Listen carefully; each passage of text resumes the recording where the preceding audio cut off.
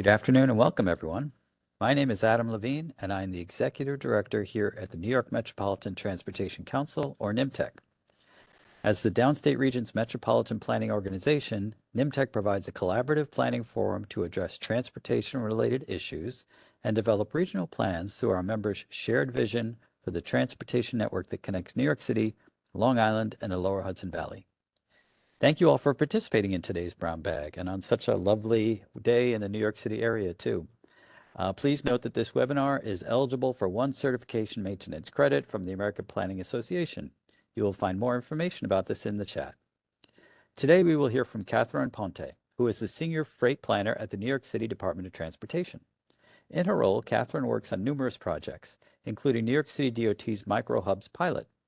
Before joining New York City DOT, Catherine served as a borough planner for the New York City Department of City Planning and as an outreach coordinator for the New York City Department of Parks and Recreation. Catherine will present on freight microhubs and how New York City DOT's pilot has rolled out. She will discuss lessons learned from New York City DOT's work to encourage safer, more sustainable, and more efficient last-mile freight through the ongoing Microhubs pilot. There will be an opportunity for questions following the presentation, so please type your questions into the WebEx chat box, and we will address them during the question and answer portion towards the end of today's presentation. I also ask that you let us know via the chat who you are and where you are joining us from today. This is entirely voluntary, and it helps us learn more about our audience. Before I hand over the microphone to Catherine, I'll note that the Brown Bag series is taking a brief summer break, but we'll be back with our next Brown Bag presentation highlighting the work of our current cohort of September 11th Memorial Fellowship Program graduate student awardees on September 10th. Thank you again for joining us today, and I will now turn it over to Catherine for her presentation. Catherine? Thank you so much, Adam, for the lovely introduction. It's a real pleasure to be here today. So let me go ahead and I'll share my screen so you can see my slides. Can you see my slides okay? They look great. All right, wonderful. So thank you all. It's a pleasure to be here. And let's get started. So I'll be discussing today a bit of the context behind our Microhubs pilot, the request for expressions of interest, and sort of our overall pilot goals, defining how we define microhubs here in New York City, and some of the legislative and strategic coordination that we've been involved in as we headed towards the launch of our pilot. I'll also highlight our launch and sort of where we are in the pilot process currently. So first off, context. So this takes us all the way back to 2021. And sort of the environment, right, during COVID and right after COVID, where we really saw this incredible increase in package delivery to our residential communities. So, this shift has been happening for a while, that we had been tracking it as freight planners, but it really ramped up during the pandemic. And we still are seeing a significant uptick in package delivery on our residential roadways. And that's especially challenging in New York City because we have, 90% of our deliveries are by truck. And so that means that is a significant uptick in truck traffic on our residential roadways. And this leads to a number of negative externalities and challenges in terms of transportation planning. We have issues with on-street sorting and transloading that not only blocks the right-of-way and the sidewalk, but also creates safety challenges for the delivery workers themselves. We have issues with double parking and haphazard delivery staging, which again could contribute to traffic congestion and safety issues around lessened visibility on our roadways. And the growing demand that provides, this impetus for trucks to be on our residential streets means that we're having more congestion, more air quality issues, and safety concerns in these areas as well. So how are we addressing this? Microhubs is part of a toolkit of efficient delivery strategies and multimodal delivery strategies that we are seeking to implement here in New York City. We have a number of these strategies are outlined in our various planning documents. I'm highlighting 3 here, which you're welcome to access on our website online and read further about all the things that we are doing. But this is, one within a suite of things. And furthermore, back in 2021, there was a local law passed, Local Law 166, which really mandated us to test this particular strategy of microdistribution as a way to support more sustainable last mile delivery. And so through that, this required us to put out a request for expression of interest and really set up a report and a pilot to really understand how microhubs could work within New York City. And just for broader context in terms of microdistribution or microhubs, like this whole phenomenon is fairly recent, in terms of the pilots that are happening worldwide. Even these are, there's generally less than 10 years old. A lot of the technology being tested and utilized is fairly recent. These pilots are often associated with sustainability and congestion reduction efforts, and they're often either cost neutral or subsidized, which has some issues with long-term sustainability. And these were things that we were considering when contemplating how to structure the pilot for New York City. So getting into our request for expressions of interest, our findings and the design. So this was a big part of 2022 and 2023 was really getting our request for expressions of interest out and getting our responses in and making sense of them. We were lucky to have 23 respondents. That was a really nice mix of freight operators, various technology developers and stakeholders, and community partners. And through that, we got some really great information about some of the characteristics of systems, facilities, and sort of benefits and structures that were currently in place and that the various stakeholders were interested in seeing. And we put all of that into our Microhub pilot recommendations report, which we published in April of 2023. And you are welcome to read it if you haven't already. So one of the kind of findings that we highlighted in this report is this sort of need for improved curb access, improved safety for the delivery workers themselves, and network access. And these characteristics were really important in terms of determining both pilot structure and siting. And then we also were able to pull out some kind of key goals that we would like to see in the pilot. So we are hoping that these microhubs would support ultimately the greater adoption of sustainable delivery strategies. So really emphasizing that sustainable last mile mode. We also really heard loud and clear the need for improved safety. So both public safety in terms of clearing up our, reducing obstructions to our roadways and sidewalks by giving dedicated space for this activity, as well as for worker safety and really trying to create space where these workers aren't in the middle of the roadbed and subject to potential crashes. And then also thinking about, the ultimate operational efficiencies and cost savings that might be possible through this strategy, as well as air quality and noise level improvements by really concentrating that truck traffic away from the residential streets. And increasing, ultimately also increasing programming in certain areas where they might be underutilized.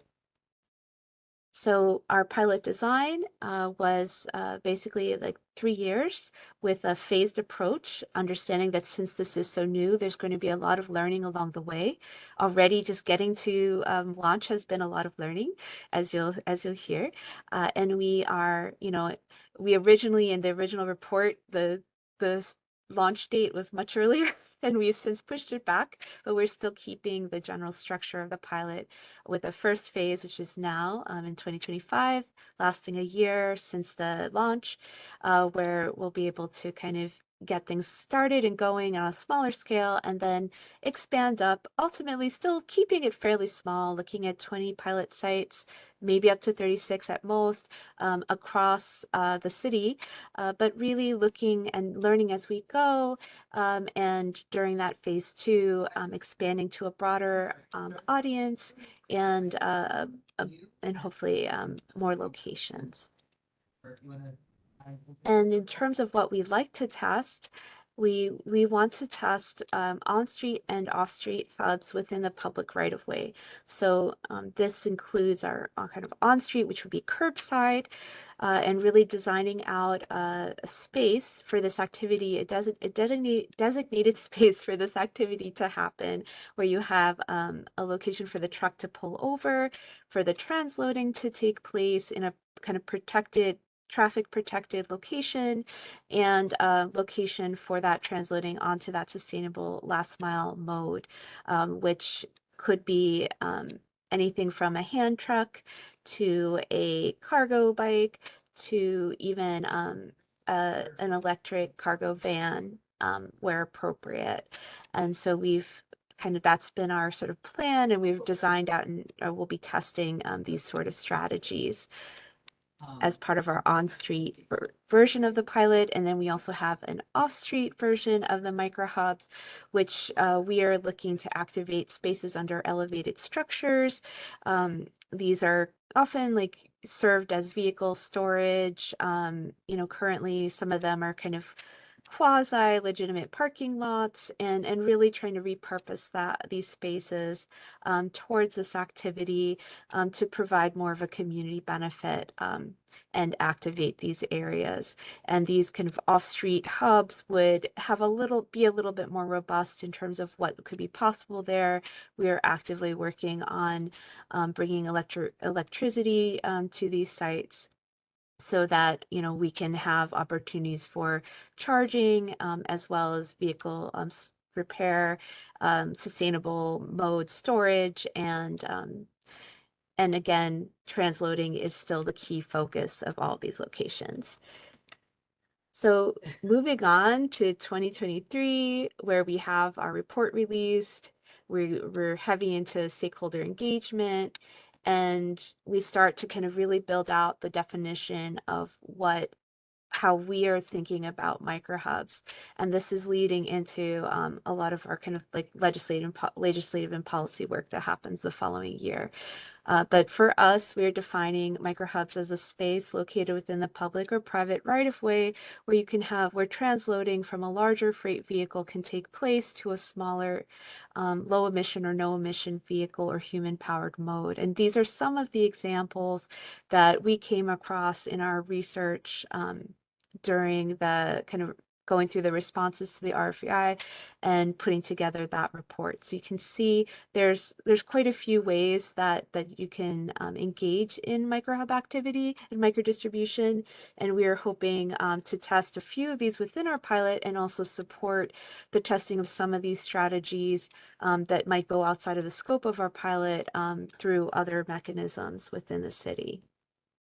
And just to kind of reiterate, we really approach this as from a very collaborative mindset, and really thinking about how we can partner with other initiatives throughout the city, including Blue Highways, some of our cargo bike parking and corral initiatives, the design and regulations around cargo bikes, some of our curb management strategies, better barriers with our various delineators, and some of our L-Space toolkit, which was a design toolkit that was put together for these spaces under elevated structures to make them more amenities for the community. And so all of these really factored in to how we were thinking about the pilot and what we're trying to do. And an example of that was during this time, we were very engaged in the Brooklyn Queens Expressway visioning sessions. This was, as many of you know, Brooklyn Queens Expressway is in need of significant repair. And so there's an opportunity to, really think about, as we go about improving this corridor, how we can create more connection, more community benefit. And microhubs became one of the toolkit items under discussion, and there's actually quite a lot of positive interest. And ultimately that led to us identifying some locations for testing out our first off-street microhubs within this corridor. So that was quite exciting. And then we also had our Smart Curbs program, which is like an initiative that's starting off on the Upper West Side. And this was part of our curb management action plan that came out in fall of 2023. And this became another opportunity. So we were engaged in a number of charrettes, and we were able to pitch the concept of microhubs as one of the curb strategies, innovative curb strategies to pilot within this initiative. And we were able to get 3 locations cited as part of this, and that became actually the first locations to launch. So it's quite exciting. So that brings us to 2024, where there was a lot of legislative and activity that was taking place in support of our pilot. And this is, for greater context, during our RFEI, when we received those responses, quite a few challenges came up that were sort of broader than our pilot alone. And so really thinking through, how can we support some of these broader initiatives that can allow for sustainable last mile delivery, even beyond the scope of our pilot, and to be happening and tested concurrently with our pilot program. And it also helped us narrow down like what we wanted to do, where we want to focus on our pilot.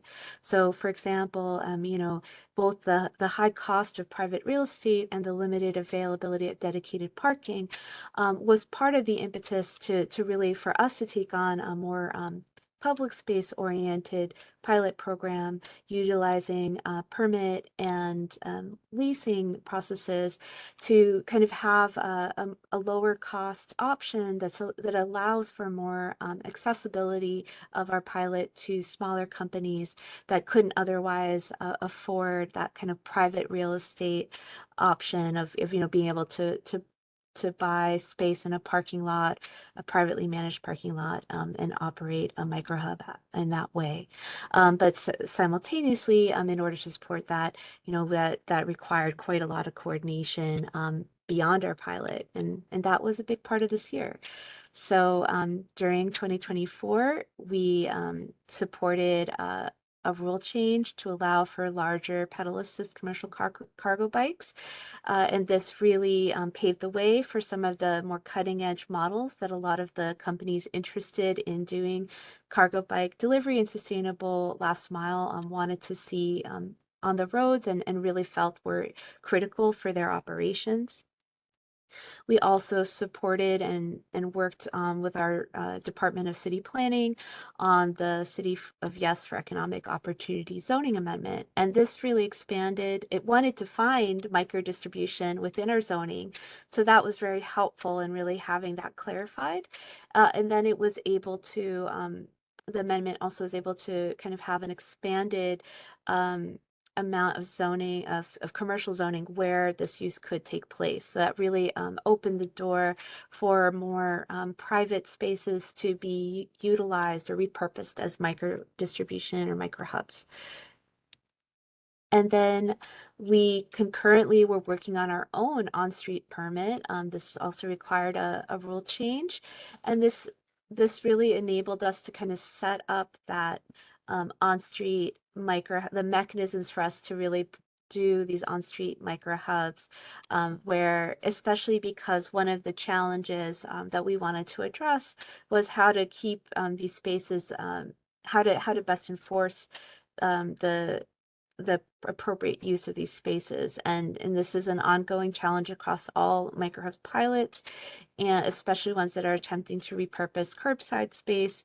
And we're testing how this permit structure can work to support that. And through the permit, there's one company per space right now, specifically to allow for greater enforceability. And so that brings us to this year where we finally get our launch. So we launched our first 3 on-street micro hubs on Earth Day of this year, so in late April. These were part of that Smart Curbs initiative that I discussed earlier up on the Upper West Side. We had 3 of the respondents to our request for expressions of interest. Amazon, Net Zero Logistics, and UPS were the companies that were interested in these 3 sites, and so we worked with them to design the sites in such a way that they could accommodate the different models of microhubs. So we actually lucked out in that all 3 sites will have examples of truck to cargo bike, truck to handcart, and truck to e-cargo van. And then in terms of our role within this pilot right now, we're really busy vetting and managing our pilot participants. We're starting small with just the respondents to our request for expressions of interest, but then very quickly, getting into phase 2, we'll be opening that up to anyone who would like to participate in terms of delivery companies. And we are, coordinating and identifying locations, working very closely with community boards. We just presented to a number of business improvement districts and really trying to get feedback on where these kinds of amenities are best cited and best helpful to our communities. And we've since developed as part of these initial sites that we're trying to bring on board, like our terms and conditions for participation. I'll get into that shortly, and really continuing to refine our guidelines in terms of design and circulation, coordinating with various agencies such as our Department for Citywide Administrative Services, which sort of manages the leasing agreements for our kind of public space. And also New York, our police department for that will be managing a lot of the enforcement to ensure that these sites are properly utilized, and really collecting and analyzing data. And we're really hoping to get our first batch of data in another month or so, and we'll really be able to see kind of how these initial sites are doing and what's possible as we continue to tweak and refine the program moving forward, and continue to monitor. And then just, to reiterate some of our key conditions, we really want to emphasize, and make sure that anyone who's participating in our pilot is dedicated to a sustainable last mile mode, that they are operating within the kind of radius of our microhub zone, that they're not doing additional transloading outside of the microhub zone, so that we're really like, if we're giving them a dedicated space, that they're utilizing it and focusing their transloading activity within that space and not doing some of the more negative activity that we've seen from informal transloading. And that we ask that the participants have, their company name clearly displayed on all of the vehicles and devices, utilized within their space, so that's very clear. And for enforcement purposes, that they are there, they're meant to be there, and they are responsible for the maintenance and data sharing, and letting us know if they wish to no longer participate in the pilot.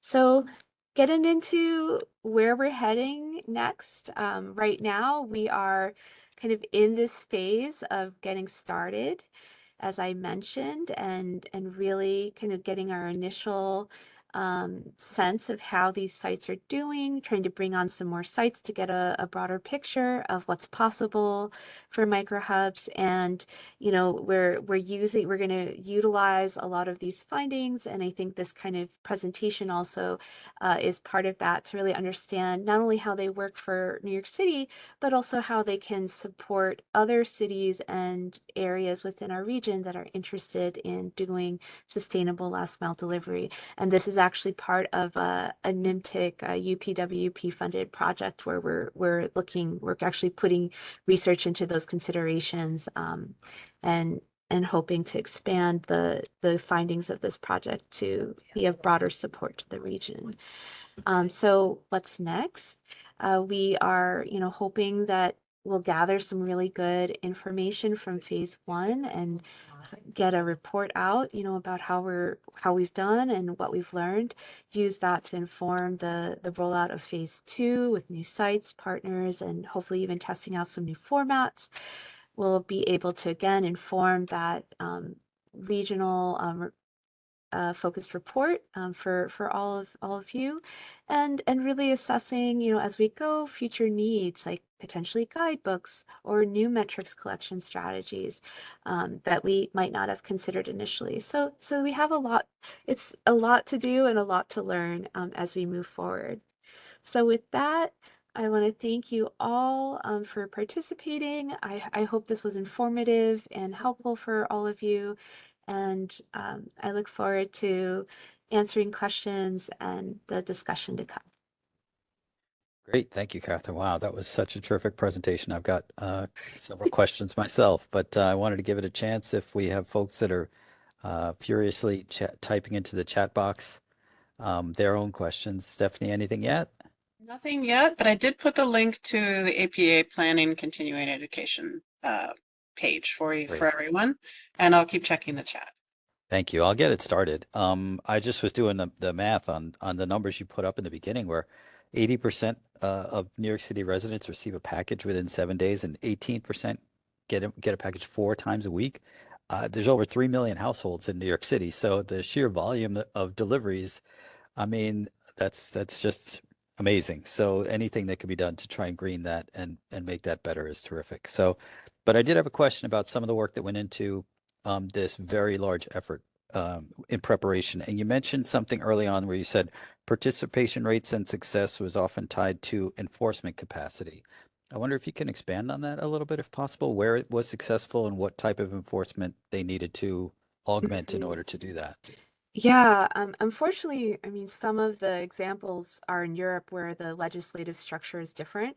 Um, and so what's possible there, we don't quite have the means to do the sort of community level enforcement that they were able to achieve for especially for kind of some of the shared use spaces. But that said, I think it is something that has been like kind of an issue why a lot of these pilots haven't done so well. And it's certainly even with our initial phasing, something we're very mindful of because, it's people illegally parking is a big deal. It's happens a lot, and you have these dedicated spaces for this new use. People aren't used to it, and um, the potential for folks to illegally park and therefore block the site, like block the companies from access to the site where they're meant to be doing this transloading activity is pretty high. And so it's definitely that's one of the areas where we're going to be paying a lot of attention and really trying to think critically and learn and adjust as we go about what could potentially work to help cut back on some of that illegal parking that can then block curb access for this use. Yeah, that's going to require a fair amount of enforcement. So definitely interesting and looking forward to hearing more about that. I had a question about I think you mentioned something along the lines of there's an exclusivity involved that the companies have to dedicate that they're not going to deliver outside of or within the half-mile radius.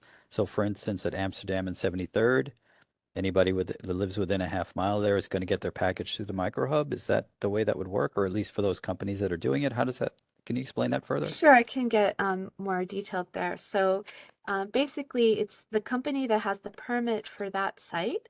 Like they're not supposed to be doing transloading in other locations close to their site. So if their site's not blocked, right? They have access to that dedicated site. We've asked them to use that and not, be like, oh, well, it's slightly more convenient to do that activity elsewhere. Um, and this is because right now this activity is happening informally very frequently, right? And so uh, the idea is like, okay, if we give you this exclusive curb access, then and it's not blocked and it's available to you, then please use it. Because if you don't, then it's not really good faith and neighborly. Um, so that's really why we put in that provision. Um, the main reason why these spaces aren't that they are kind of permitted to just one company is that the in terms of enforceability, we were advised that it would be very hard to enforce if it was sort of more like a loading zone sort of style where like you could have multiple trucks coming in and out. That it was really important to kind of have it be dedicated to the company that would be doing the transloading in that location, so that it would be easier to kind of keep people from illegally parking there. The challenge, but that's to say that that's just for that company that's participating in the pilot, and for them for those who are being given this, like, having a permitted and therefore access to this nice curb space. But certainly that doesn't restrict. I mean, if you're getting package delivery from a company that's not participating in the pilot, they'll continue to do how they're doing it. The idea is, obviously we're learning. We're going to need to refine this a lot before we develop a permanent program. And, I think the long-term vision is to like be able to discourage that sort of informal transloading that's really unsafe from happening as broadly as it is. But I think getting there is still quite a process, and we have so much to learn just from even testing out what's possible when we have like a few locations to kind of have that opportunity. I hope that helps. It does help. Thank you. Okay. I should, I mean, I probably should know this term, but I'm not familiar with transloading. Could you please define that a little bit better for me? Thanks. Of course. So, in our freight process, often freight will move from, like, say, mode to mode, or different between different vehicles at various points. So you would have, let's say you've got freight coming off of a barge, and that freight will be transloaded or moved from that barge onto a big truck.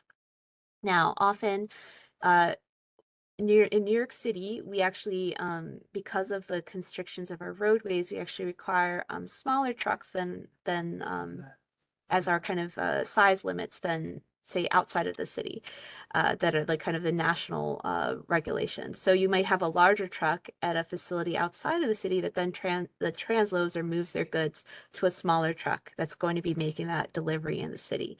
So the idea is to kind of take that a step further and allow for that kind of still large or mid-sized truck to be able to then transfer the goods that it's carrying to an even smaller sustainable mode for that final delivery, so that the way that we're getting our goods at the end of that journey to that final destination is a mode that not only is sustainable but actually more appropriate to these like more smaller residential roadways, where these deliveries are often destined.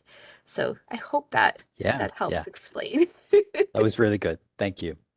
I think we're starting to get some questions in the chat box. Stephanie? Yes, we actually got a question from the Q&A function. So that is a question asking, so each pilot site is dedicated to a single provider? Right now, yes, that's how it's structured. Great. And then there was another question that came in through the chat function. Hi, Catherine. Two questions. One, how do you select which companies will be selected for a license to these microhubs? Some companies will, of course, have greater need than others. And the second question, do you have a goal for the number of microhubs which could be ultimately established? And I can break those down again if you need. Thank you so much. No, I think I'm okay. First question, in terms of the ultimate goal, like we did mention, like we're really looking right now to just test. I mean, I think we're aiming for 20 with the possibility of maybe 36 at most. But really, this pilot, like, because this is such a new strategy, really keeping it somewhat modest in scale because we have a lot of learning to do. In terms of selection, we have, so for our first phase one of the pilot, we're working with the delivery companies that participated in our request for expressions of interest. And phase two, we're going to open that up broadly. We have a kind of right now we've got an initial sort of vetting system for kind of matching sites and companies, and in terms of who we're looking to work with, it's really we really are kind of agnostic. We want every company that's looking to do sustainable last mile delivery and wants to support this pilot and really test out this strategy. We're open to working with them, especially for phase 2, and really, having that conversation. And I would just say, with that, I think we are we're really hoping, especially, like, we understand there's a mix of companies and we don't want to exclude the larger companies because they are key players in our freight, especially our last mile delivery, but we also want to make sure that there's space for smaller companies and startup companies, that are really looking to get into this and might not have the same resources. So we are sensitive to that. Thank you. We did get another question that came from the Q&A. How does the design of the current pilot microhubs facilitate enforcement to preclude access from non-permitted users and unsafe illegal parking? So right now, we're using a combination, of strategies. So we have, as I mentioned, part of the reason that we, both in terms of, like, because the general preference in the industry is not to share space, but but also, from a enforcement perspective, we've had to keep it to, one company per site. And we're, hopefully we'll learn, and maybe we might be able to experiment with some strategies for sharing, as well down the road. But right now, that's one of the ways, right? Because it becomes very clear then who isn't supposed to be in the site if they don't have a vehicle that's branded with the permitted company. And then I think in addition to that, we have a painted and sort of, delineated space, with some, protective features, like, some concrete blocks and other things to kind of, for where the workers are supposed to be. So that really kind of is a very obvious cue that you shouldn't be parking in there. Um, I would say we're definitely looking into, strategies beyond just the sign and kind of standard NYPD enforcement, to kind of maybe use some more visual cues for even the area where the truck is supposed to have access to the curb. And then I would say, in terms of the way we designed the permit, we did follow the lead of our car share program, where the companies, do have a mechanism within the permit to be able to remove illegally parked vehicles themselves if they don't want to wait for NYPD. So we're hoping that all of that together can sort of help support these spaces remaining available, to the use that they're intended. Cool. Thanks. Stephanie, any other questions at the moment? That is all that I see for now. I got a Thanks. couple more myself then. All right. So I was curious, Catherine, if you could talk a little bit about, you've touched on the fact that obviously you need to work with NYPD. There are other agencies involved. I think there might even be not just city agencies, but maybe state agencies. You talked about some of the elevated structures, and I know that some of them are the authority of a different agency. So how did that effort go, or how is it going in terms of, getting everybody to cooperate? It seems like a huge lift. It is a huge lift, and I will say, gratefully, my supervisor and our lead, Huma Hussein, who's a current senior deputy, director of freight mobility, she's been doing a lot of that work and amazing at it. It's a lot of coordination, a lot of efforts to bring various people to the table to continue to have conversations, even when sometimes we think that we've had a conversation and we're all on the same page, and then we have to come back together again and revisit it. But ultimately, we've had a very collaborative approach from the beginning, and we continue to keep pursuing, these discussions to really work through concerns and help move this vision forward.